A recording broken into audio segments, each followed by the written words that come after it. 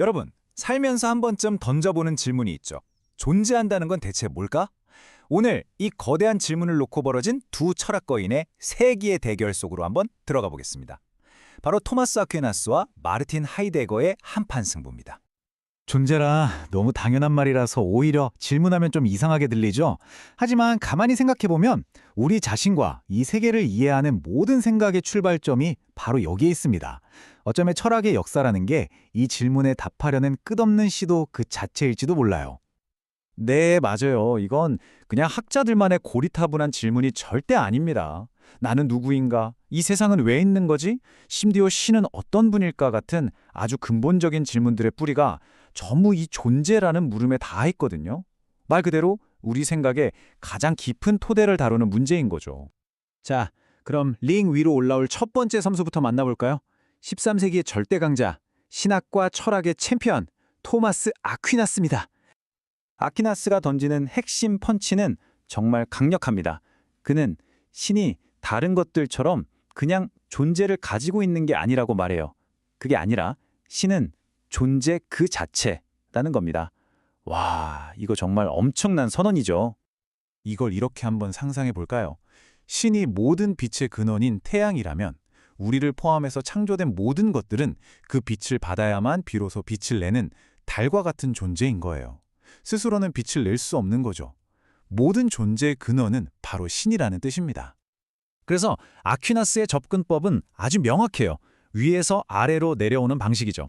첫째, 모든 건 신에게서 시작합니다. 신이 바로 존재의 궁극적인 원천이니까요. 둘째, 우리 같은 피조물들은 신의 존재에 참여함으로써 비로소 현실이 되는 거고요. 그리고 마지막으로 바로 이 구조가 기독교의 창조 교리를 철학적으로 탄탄하게 뒷받침해 주는 겁니다. 자, 이제 그에 맞서는 20세기의 도전자 마르틴 하이데거를 소개합니다. 그는 무려 2000년 동안 서양 철학 전체가 길을 잘못 들었다고 주장한 그야말로 철학계의 무서운 이단아였습니다. 하이데거의 주장은 정말 파격적이에요. 플라톤부터 시작해서 자기 시대까지 모든 철학자들이 핵심을 놓쳤다는 겁니다.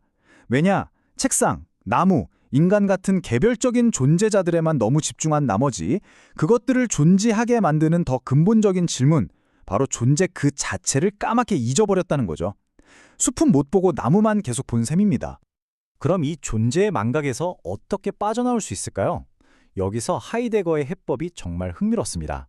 그는 존재가 마치 우리 주변의 공기 같아서 직접 손으로 잡을 수는 없다고 봤어요. 그럼 어떻게 하냐고요?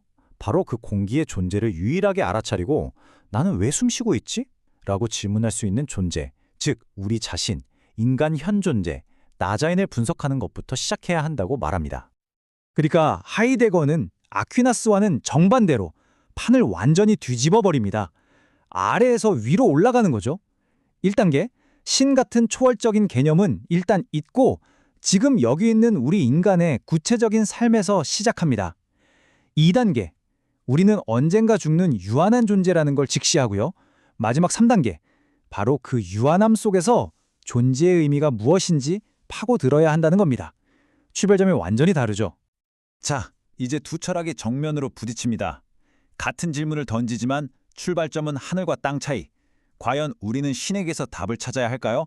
아니면 인간에게서 찾아야 할까요? 이 둘의 가장 큰 충돌 지점이 바로 여기입니다. 왼쪽의 아퀴나스는 존재의 열쇠가 저 높은 곳, 영원하고 초월적인 신에게 있다고 말합니다. 반면에 오른쪽의 하이데거는 아니라고, 바로 여기 우리 자신의 유한하고 시간적인 경험 속에서 그 열쇠를 찾아야 한다고 주장하죠. 위를 봐야 할까요? 아니면 우리 안을 들여다봐야 할까요? 이 표를 보면 차이가 더 선명해지죠. 출발점부터 보세요. 아퀴나스는 초월적 신, 하이데거는 유한한 인간. 신앙의 역할은 어떤가요? 아퀴나스는 신앙과 철학을 하나로 묶지만 하이데거는 철학에서 신앙을 철저히 배제합니다. 최종 목표도 완전 다르죠. 아퀴나스는 신과의 관계 속에서 모든 걸 설명하려 하고 하이데거는 잊혔던 존재 물음 자체를 다시 깨우려고 합니다. 모든 면에서 정말 정반대입니다. 자, 그렇다면 이 세기의 대결, 승자는 과연 누구일까요? 그리고 이 싸움이 21세기를 사는 우리에게 대체 왜 중요할까요? 이건 그냥 오래된 철학 논쟁이 아닙니다. 이 대결의 결과는 오늘날 우리가 믿음을 어떻게 이해하고 이야기하는지에 대한 방식을 근본적으로 바꿀 수 있거든요. 기독교 신학의 관점에서 보면 이렇습니다. 아퀴나스의 철학은 나는 스스로 있는 자니라 같은 신의 계시를 설명하는 아주 강력한 도구를 제공하죠. 신앙의 뼈대를 튼튼하게 세워줍니다. 하지만 하이데거의 철학은 아주 날카로운 경고등과 같아요. 신학이 너무 추상적인 개념놀이에 빠져서 계시 자체가 가진 그 생생한 힘을 잃어버리면 안 된다는 강력한 경고죠.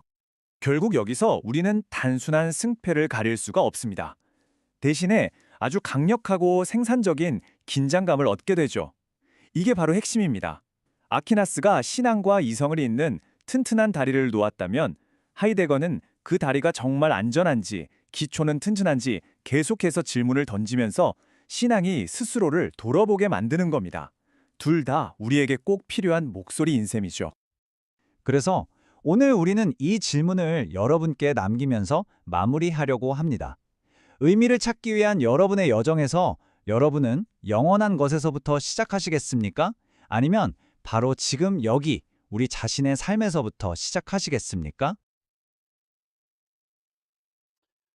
네, 마지막 하이데거와 아퀴나스의 존재에 대한 개념들을 비교하는 거 들어봤네요.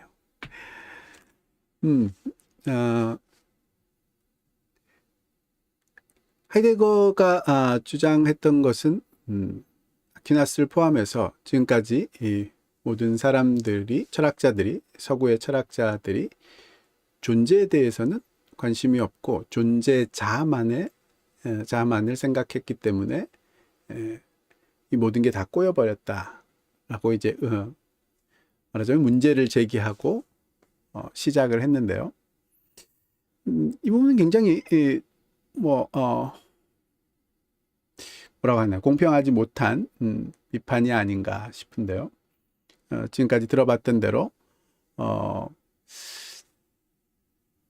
아퀴나스의 존재의 개념은 존재 그 자체가 뭐냐에 대한 설명이었죠. 그것을 이제 하나님을 통해서 스스로 존재하는 자, 또 존재 그 자체가 본질이신 하나님을 통해서 존재를 설명하려는 노력을 했던 거죠. 그런 면에서 하이데거의 비판이 아퀴나스에게는 통하지 않는다라고 보여지는데요. 글쎄요. 하이데거는 아퀴나스 역시 하나님이라는 존재자를 에 관심이 있었지 존재에는 관심이 없었다라고 할 수도 있겠죠. 그렇지만 아퀴나스의 주장은 하나님이 존재 그 자체이시다라는 것으로 존재 그 자체를 충분히 다루었다라고 너무 분명하게 보여지네요. 어쨌든 하이데거의 주장은 아퀴나스처럼 존재라는 것을 개념적인 그런 생각으로 접근하는 것, 그런 것들은 결국 아무 소용이 없다. 어떤 경험적인, 실존적인 경험으로 접근을 해야지만이 가능하다. 존재에 대해서 이야기할 수 있다라고 이야기하는데 제가 보기에는 그 역시 왜 그래야 되는지 정당성을 뚜렷하게 보기는 어렵다고 보여지고요. 오히려 하이데거처럼 실존적인 경험을 통해서 존재를 접근하면 각 사람마다 존재에 대한 경험이 달라지는, 물론 그 자체가 존재다라고는 할 수 있겠지만, 그렇게 주장할 수 있겠지만, 그걸 통해서 뭔가 유의미한 공통적인 생각들, 공통적인 경험들을 끌어내기는 되게 어렵지 않을까, 그런 생각이 드네요.